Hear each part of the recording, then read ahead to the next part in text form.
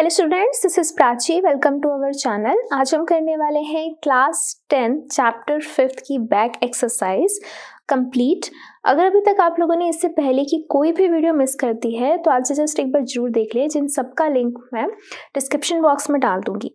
ठीक है, तो स्टार्ट करते हैं with question number first. Which of the following statement is not a correct statement about the trends in when going from left to right across the period of the periodic table। तो जब हम trends की बात कर रहे थे, trends हमने पढ़ा है थर्ड वीडियो में। ठीक है, ट्रेंड्स में क्या था, हमने 4 ट्रेंड्स पढ़े थे, वैलेंसी, फिर एटॉमिक साइज या फिर एटॉमिक रेडियस, फिर हमने पढ़ा था metallic character and non metallic character. ठीक है, ये 4 ट्रेंड्स हमने पढ़े थे और उसमें हमने डिफरेंट चीज़ें पढ़ी थी कि ग्रुप में वो कैसे चेंज होते हैं और पीरियड में वो कैसे चेंज होते हैं। यहाँ पे हमने वही बात बतानी है। ठीक है, तो स्टार्ट करते हैं with first one. The elements become less metallic in the nature. ठीक है, हम यहाँ पे बात कर रहे हैं पीरियड्स की, तो वो कह रहे हैं कि पीरियड में जो एलिमेंट हैं वो लेस मेटालिक बनते जाते हैं, यानी कि नॉन मेटालिक होते जाते हैं। ठीक है, पीरियड में हम कैसे लिख सकते हैं, मैं एक बार आपको लिख कर दिखाती हूँ। ये एक छोटा सा टेबल है, इसमें क्या है, दिस इज ग्रुप। ठीक है, मैंने आप लोगों को 1 to 20 लर्न करवा रखे हैं, तो हमने 1 to 20 हमने ऐसे एलिमेंट्स लिख लिए हैं ग्रुप्स और पीरियड्स में। जैसे कि ग्रुप फर्स्ट में हाइड्रोजन आ गया। ठीक है, और पीरियड है ना, तो फर्स्ट पीरियड ऐसे चलते हैं और ग्रुप ऐसे चलते हैं। तो मैंने यहाँ लिख दिया hydrogen, helium, lithium, beryllium, boron, carbon, nitrogen, oxygen, fluorine, neon, sodium, magnesium, aluminium, silicon, phosphorus, sulphur, chlorine, argon, potassium and calcium. ठीक है, तो इससे क्या बन गया, ये बन गया first group, second, third, fourth, fifth, यानी कि जिनमें वैलेंस इलेक्ट्रॉन सेम होंगे उनको हमने एक ग्रुप में डाला, जिनमें नंबर ऑफ शेल सेम होती हैं उनको हम एक पीरियड में डालते हैं। ठीक है, तो यहाँ पे वो बात कर रहे हैं, वो कह रहे हैं कि जो एलिमेंट्स होते हैं वो लेस मेटालिक बनते जाते हैं नेचर में, जैसे जैसे हम पीरियड में मूव करते हैं। तो लेस मेटालिक का मतलब क्या, मेटालिक मतलब इलेक्ट्रोपॉजिटिव। ठीक है, इलेक्ट्रोपॉजिटिव मतलब कि उनकी वैलेंसी पॉजिटिव होती है, राइट। तो यहाँ पे आप, मैंने ऑलरेडी यहाँ लिखा हुआ है कि जैसे थर्ड पीरियड उठा लो, यहाँ लिखा है 1 2 3 +4 -3 -2 -1 एंड 0। ठीक है, जितने पॉजिटिव होंगे उतने मेटालिक होंगे, जितने नेगेटिव होंगे उतने नॉन मेटालिक होते जाएंगे। तो हम देख सकते हैं पॉजिटिव टू नेगेटिव जा रहा है, यानी कि electropositive to electronegative हो रहा है, यानी कि मेटालिक टू नॉन मेटालिक में जाता जा रहा है। तो यहाँ पे वो कह रहे हैं कि हाँ जी, पीरियड के अंदर लेस मेटालिक होते जाते हैं। That is true, right, that is true. हमने ढूंढनी है जोन सी करेक्ट नहीं है, तो first one is correct. Okay, second देखिए, the number of valence electrons increases. Valence electrons यानी कि आउटर मोस्ट में उसके इलेक्ट्रॉन्स बढ़ते जाते हैं। तो हम यहाँ पे देख सकते हैं, इसकी इलेक्ट्रॉनिक कॉन्फ़िगरेशन भी लिखी हुई है, 281 282 283 4 5 6। यहाँ पे वैलेंस इलेक्ट्रॉन्स भी बढ़ते जा रहे हैं। This is also correct. Next, atoms lose their electrons more easily. जो एटम्स हैं वो अपने इलेक्ट्रॉन्स ज्यादा इजिली लूज कर पाते हैं। तो सोचिए, अगर इसके आउटर मोस्ट में 1 है, यहाँ 2 है, यहाँ 3 है, तो उसको लूज करना है, तो वो लूज एक ज्यादा इजिली कर पाएगा या 2 कर पाएगा या 3 कर पाएगा इजिली लूज? एक तो कहीं भी जाके एडजस्ट हो जाएगा, 2 तो नहीं एक से हो सकते, 3 और भी ज्यादा मुश्किल हो जाएंगे। यहाँ पर तो क्या होता जा रहा है, बल्कि इलेक्ट्रॉन्स बढ़ रहे हैं, वो तो बल्कि इलेक्ट्रॉन्स लेने को फिर रहे हैं। यहाँ आप कह रहे हो कि वो बल्कि ज्यादा ईजी हो जाता है उनको लूज करना, ऐसा तो नहीं है। अगर हम फर्स्ट 3 एलिमेंट्स की ही बात कर लें, 281 282 283, एक को लूज करना इजी है या 2 को? ऑब्वियसली एक को ज्यादा लूज करना इजी है, यानी कि डिफिकल्टी बढ़ती जा रही है, वो लूज नहीं कर पा रहे हैं वहां पे, बल्कि इलेक्ट्रॉन्स एड अप होते जा रहे हैं। सो दिस इज इनकरेक्ट, ये आपका इनकरेक्ट है। ठीक है, लास्ट वन देखते हैं, oxides become more acidic. Oxides जो है वो एसिडिक बनते जाते हैं। हाँ जी, बनेंगे। क्यों? क्योंकि हमने पढ़ रखा है कि मेटल ऑक्साइड्स जो होते हैं वो बेसिक होते हैं नेचर में, और नॉन मेटल ऑक्साइड्स जो होते हैं वो क्या होते हैं, एसिडिक होते हैं नेचर में। हम यहाँ देख सकते हैं, जो मेटल होते हैं जिनकी पॉजिटिव वैलेंसी होती है, नॉन मेटल जिनकी नेगेटिव वैलेंसी होती है। तो पॉजिटिव वैलेंसी यानी कि metal oxides basic, negative valency इनके नॉन मेटल के ऑक्साइड्स एसिडिक होते जाएंगे। तो ऑक्साइड्स एसिडिक होते जाते हैं पीरियड के अंदर, दैट्स ट्रू, ये भी ट्रू है आपका। ठीक है, तो ये था आपका क्वेश्चन नंबर फर्स्ट। चलिए करते हैं question number second. Question second क्या कह रहा है कि एलिमेंट एक्स, कोई भी एक एलिमेंट एक्स है, फॉर्म्स अ क्लोराइड, वो क्लोरीन के साथ फॉर्मूला बनाता है और क्लोराइड बनाता है और फॉर्मूला बनता है XCl2, इस फॉर्म का बनता है, ठीक है। विच इज अ सॉलिड, जो एक सॉलिड है जिसका हाई मेल्टिंग पॉइंट है, और जो X है ना would most likely to be in the same group of the modern periodic table as, और वो जो है वो सेम ग्रुप में होगा, किसके सेम ग्रुप में होगा, सोडियम के, मैग्नीशियम के, एल्यूमिनियम के, सिलिकॉन के। तो हमें पता है जो सेम टाइप के फॉर्मूला बनाएगा क्लोरीन के साथ वो उसी ग्रुप में प्रेजेंट होगा।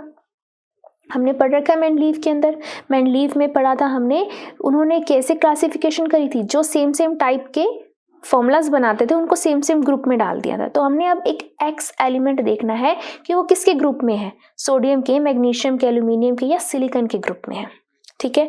तो देखते हैं। तो सबसे पहले अगर मैं सोडियम के साथ क्लोरीन का फॉर्मूला बनाती हूँ तो this is sodium, this is chlorine, इसकी वैलेंसी 1, इसकी valency 1, 1 goes to Cl, 1 goes to Na, तो ये बन गया NaCl। लेकिन हमें चाहिए XCl2, इस फॉर्म का चाहिए। कोई बात नहीं, मैग्नीशियम के साथ देख लेते हैं बना के, MgNCl, मैग्नीशियम की वैलेंसी होती है 2, इसकी होती है 1, तो 2 goes to Cl, 1 goes to Mg, तो ये बन गया MgCl2। तो क्या आपको ये दिख रहा है XCl2 जैसा दिख रहा है, वैसा ही बन गया। तो यानी कि जो X है वो हमारे कौन से ग्रुप में होगा, वो होगा मैग्नीशियम के ग्रुप में होगा, यहीं से पता चल गया। बट हम आगे भी बना लेते हैं, जैसे कि silicon, sorry aluminium, aluminium chlorine, aluminium की 3, ये हो गई 1, ये हो गया AlCl3, तो इसके जैसा तो नहीं है। ऐसे ही सिलिकॉन के साथ बना के देखते हैं, silicon is 4, this is 1, SiCl4, नहीं ये इसके जैसा भी नहीं है। तो क्या हो गया, ये मैग्नीशियम के ग्रुप में ही बिलोंग करता है जो भी एलिमेंट है X, ठीक है। तो ये था आपका क्वेश्चन नंबर सेकेंड। चलिए करते हैं question number third. Question third क्या कह रहा है, which element has 2 shells both of which are completely filled with electrons. तो इसके लिए हमें टेबल बनानी पड़ेगी, हमने टेबल ऑलरेडी लर्न कर रखी है 1 to 20, तो आपकी एक बार रिवीजन हो जाएगी। फटाफट से बनाते हैं टेबल को। तो टेबल बनाते हैं फटाफट से। यहाँ पे मैं लिख लेती हूँ एटॉमिक नंबर, यहाँ पे लिख लेते हैं एलिमेंट या फिर सिंबल उसका, ठीक है। यहाँ पे हम लिखेंगे इलेक्ट्रॉनिक कॉन्फ़िगरेशन और यहाँ लिख देंगे हम फटाफट से वैलेंसी।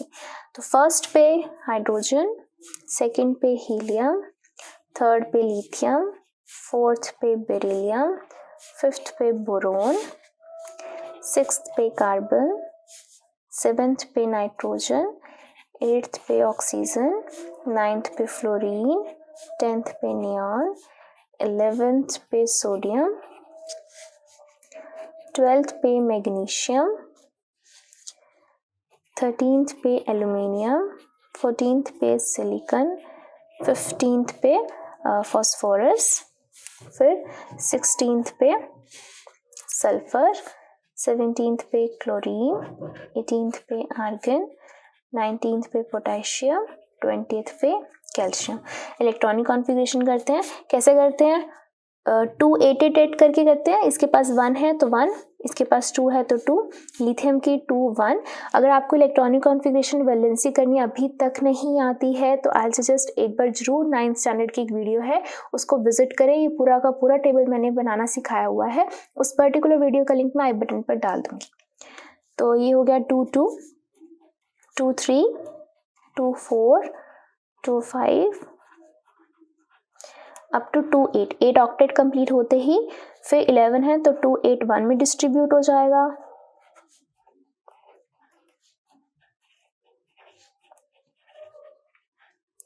ये 2 8 6 में,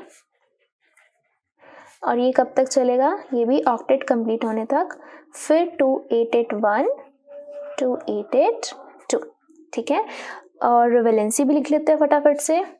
+1 -1 वैलेंसी होती है, इसकी 0 वैलेंसी मतलब कंबाइनिंग कैपेसिटी, इसका डबलेट कंप्लीट है, ना लेना ना देना।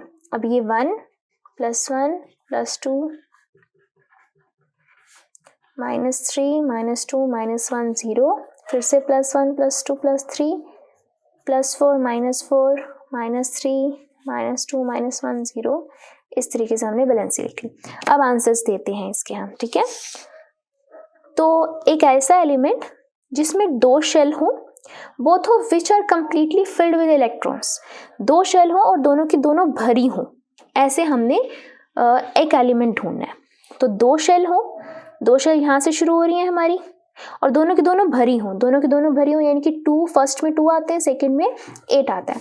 तो ये आ गया आपका 2 शेल जो दोनों की दोनों भरी हैं, दैट इज नियॉन। ठीक है, तो हम फर्स्ट का आंसर लिख सकते हैं नियॉन, दैट इज 2 8। ठीक है, फिर देखिए किसकी इलेक्ट्रॉनिक कॉन्फ़िगरेशन 2 8 2 है, तो 2 8 2 मतलब कि 10 + 2 12 हो गया। 12 पे कौन सा है, मैग्नीशियम है, 2 8 2 दैट इज मैग्नीशियम।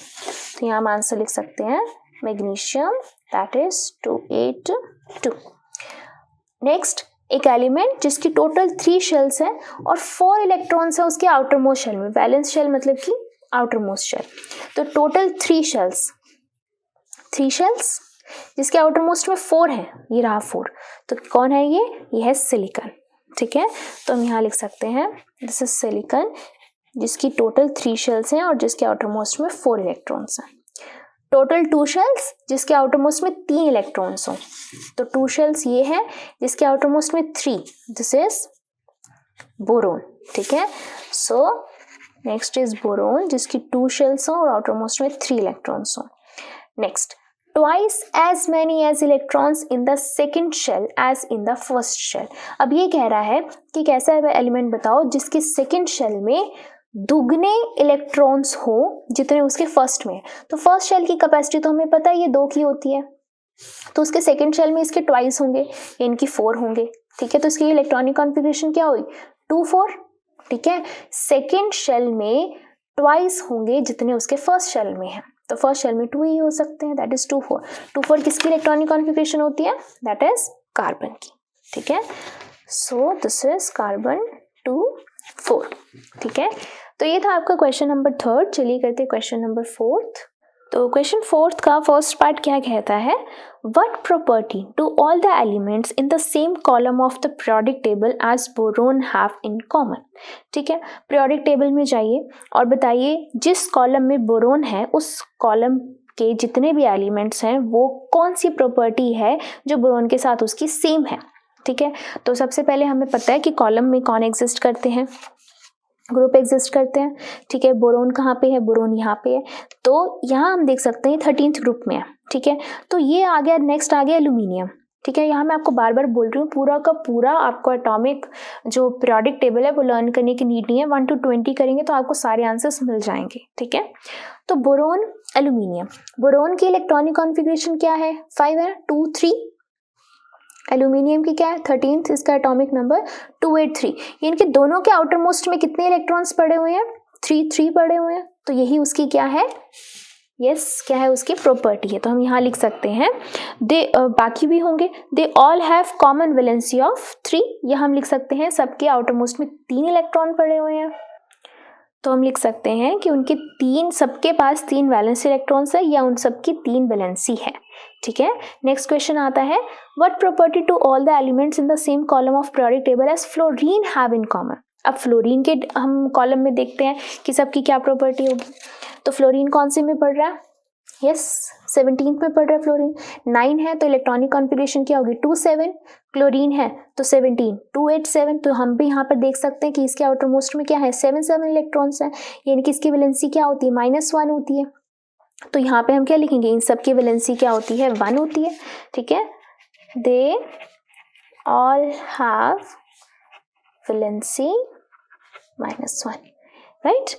तो ये हो गया इन सब की कॉमन। नेक्स्ट करते हैं क्वेश्चन 5 क्या कहता है, an atom has electronic configuration 287। हमने अभी अभी करी, कौन सी थी, क्लोरीन की थी, है ना। What is the atomic number, atomic number कैसे पता चलता है, उन सबको प्लस करके पता चल जाता है। तो 2 + 8 10 + 7 17। तो ये हो गया 17th पे पड़ा हुआ है क्लोरीन, तो ये हो गया आपका एटॉमिक नंबर हो गया क्लोरीन है, और इसका हम लिख सकते हैं एटॉमिक नंबर है कितना, 17। To which of the following elements could it be chemically similar? वो कह रहे हैं कि ये एलिमेंट जो क्लोरीन है इन चारों में से किससे सिमिलर हो सकता है। तो हमें पता है सिमिलर मतलब कि जो सेम ग्रुप में आते होंगे। ठीक है, तो देख लेते हैं इन सबकी इलेक्ट्रॉनिक कॉन्फ़िगरेशन करके। 7 की इलेक्ट्रॉनिक कॉन्फ़िगरेशन करिए, क्या आएगी 2 5। इसकी इलेक्ट्रॉनिक कॉन्फ़िगरेशन करिए 2 7। इसकी इलेक्ट्रॉनिक कॉन्फ़िगरेशन करिए 2 8 5। इसकी 2 8 8। तो इसके आउटर मोस्ट में कितने हैं, क्लोरीन के आउटर मोस्ट में कितने हैं 7 है। यहाँ हम देख सकते हैं किसके आउटर मोस्ट में 7 है, दैट इज फ्लोरीन। ठीक है, तो हम यहाँ लिखेंगे फ्लोरीन, ये जो एलिमेंट है ये होगा हमारे क्लोरीन के सिमिलर, जैसे हमने अभी अभी इसमें देखा था। तो एक ही ग्रुप में पढ़ रहे हैं और इसी के बारे में लिखा था कि इनके आउटर मोस्ट में 7 है और दोनों की वैलेंसी क्या है -1 है। तो ये इसके साथ केमिकली रिजेंबल करेगा। ठीक है, ये हो गया बी का आंसर। तो ये था क्वेश्चन 5। चलिए करते हैं क्वेश्चन 6। तो क्वेश्चन 6 क्या कहता है, position of 3 elements A B C in the modern product table are shown. ठीक है, 3 एलिमेंट्स दे रखे हैं ए बी सी और इनकी पोजीशन हमें बताई हुई है। ए एलिमेंट हमारा ग्रुप 17 में है, ये 16 में पड़ा हुआ है और सी भी हमारा 17 ग्रुप में है। ठीक है, स्टेट वेदर जो ए है वो एक मेटल है या एक नॉन मेटल है। तो मैंने आपको पहले ही बताया था, हम 90% ऐसे बता सकते हैं मेटल जिनकी वैलेंसी पॉजिटिव होती है, नॉन मेटल्स जिनकी वैलेंसी नेगेटिव होती है।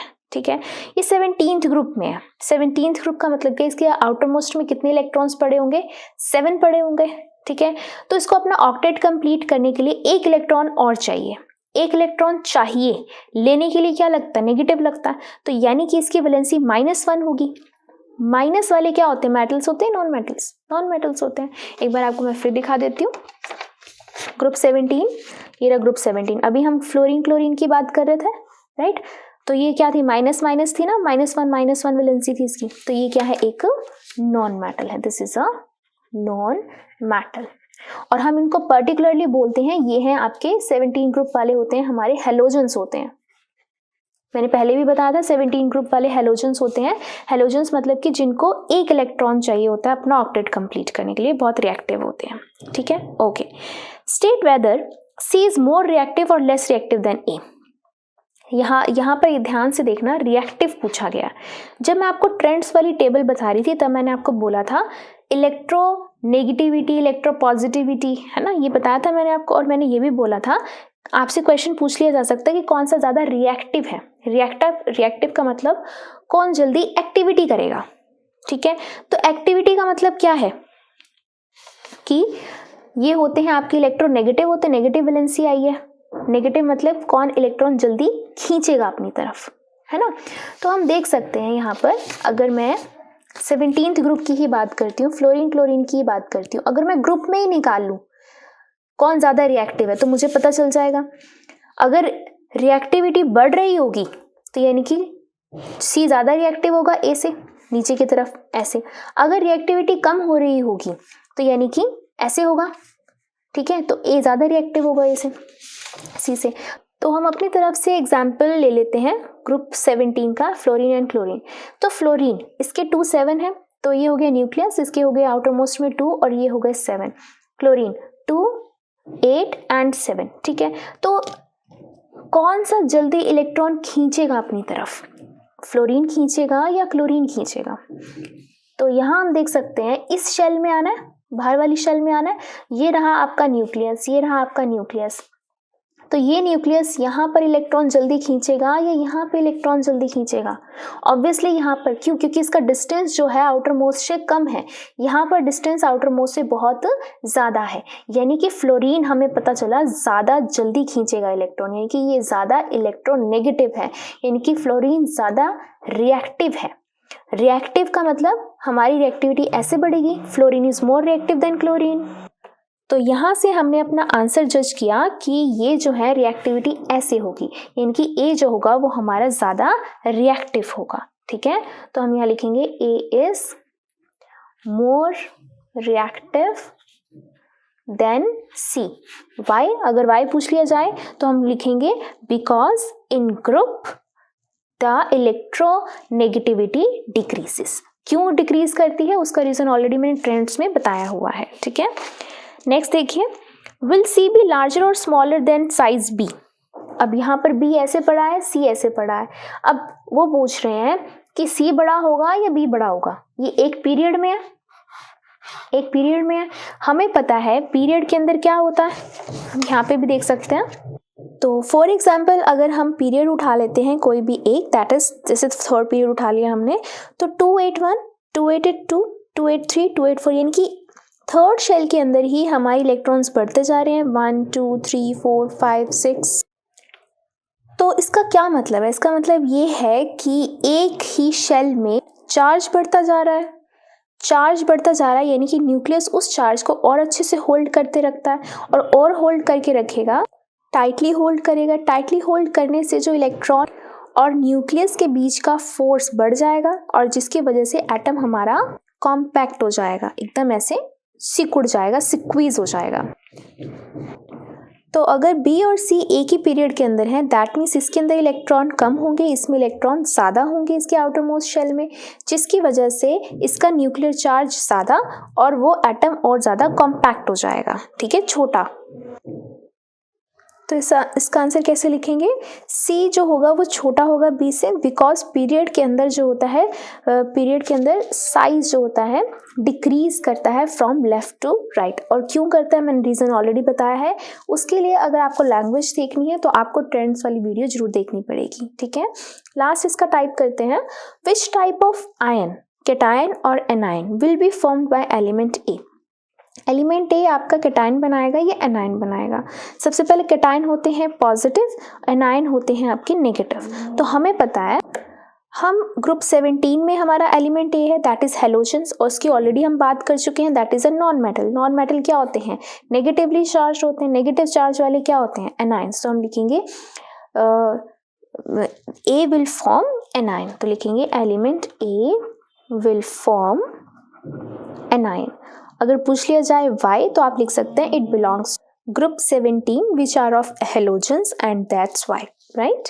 चलिए ये करते हैं, अब ये था आपका क्वेश्चन 6, चलिए करते हैं क्वेश्चन नंबर 7। क्वेश्चन 7 कहता है आपका कि नाइट्रोजन जिसका एटॉमिक नंबर 7 है एंड फॉस्फोरस जिसका एटॉमिक नंबर 15 है, दोनों के दोनों ग्रुप 15 से बिलोंग करते हैं, हमें पता है इस बात का, ठीक है, हमने ऑलरेडी बना रखा है ये सब चीज़ें। 15 ग्रुप से नाइट्रोजन फॉस्फोरस बिलोंग करते हैं। इनकी इलेक्ट्रॉनिक कॉन्फ़िगरेशन लिखनी है और बताना है कौन सा ज़्यादा इलेक्ट्रोनेगेटिव है एंड वाई, ठीक है। तो सबसे पहले हम इसकी इलेक्ट्रॉनिक कॉन्फ़िगरेशन लिख लेते हैं। तो ये रहा नाइट्रोजन, तो बनेगी 2,5, फॉस्फोरस बनेगी 2,8,5, ठीक है, ये सेम ग्रुप से है। अब बताना है कौन सा ज्यादा इलेक्ट्रोनेगेटिव है। इलेक्ट्रोनेगेटिव का मतलब क्या होता है? टेंडेंसी टू गेन इलेक्ट्रॉन्स, ठीक है। नेगेटिव कब आता है? जब हम गेन करते हैं। तो मैंने यहाँ पे नाइट्रोजन एंड फॉस्फोरस दोनों का डायग्राम बना लिया है। देख सकते हैं हम यहाँ पे नाइट्रोजन 2,5, तो ये हो गया न्यूक्लियस 2 and 5 इलेक्ट्रॉन्स, ये है 2,8,5, तो न्यूक्लियस 2, 8 and 5 इलेक्ट्रॉन्स। अब टेंडेंसी टू गेन इलेक्ट्रॉन्स है, नाइट्रोजन जल्दी इलेक्ट्रॉन खींचेगा या फॉस्फोरस जल्दी इलेक्ट्रॉन खींचेगा? बताइए आप मुझे। यस, इस शेल के अंदर आना है, राइट। तो यहाँ पर इलेक्ट्रॉन आएगा, ये पॉजिटिव चार्ज, ये पॉजिटिव चार्ज, यहाँ इलेक्ट्रॉन आएगा।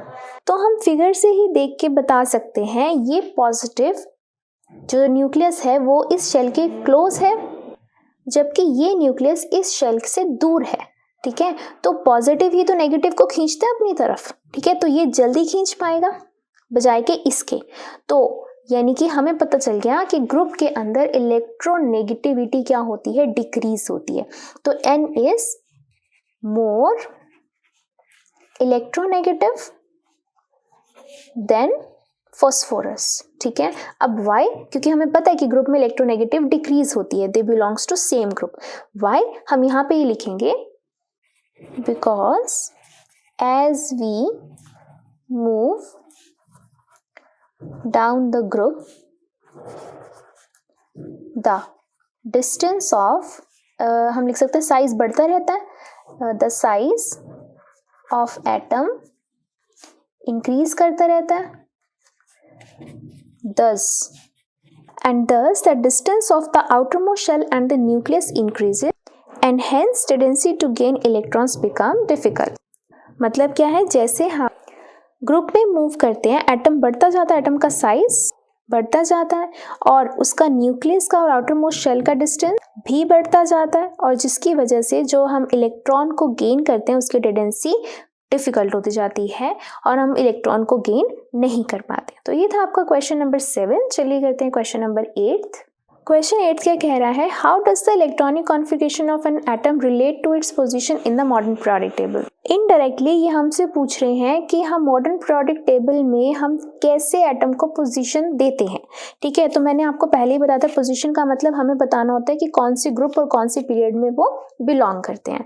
तो मैंने आपको जैसे बताया था सोडियम है, सोडियम की इलेक्ट्रॉनिक कॉन्फ़िगरेशन करें तो क्या आता है 2 8 1 आती है।